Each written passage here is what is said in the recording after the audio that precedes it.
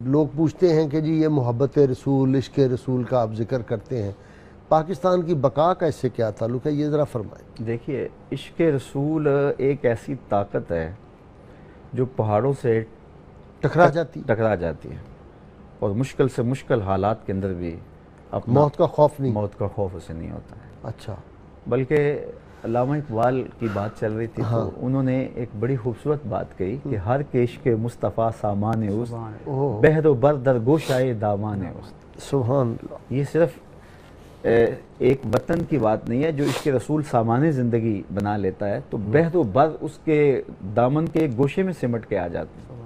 ٹھیک، اور یہ ہوگا جب پاکستان میں عشق رسول کی منزلیں یہاں کے لوگوں کو نصیب ہوں گی تو پاکستان صرف پاکستانیوں کا نہیں ہے، یہ پورے عالم اسلام کی قیادت کرے گا۔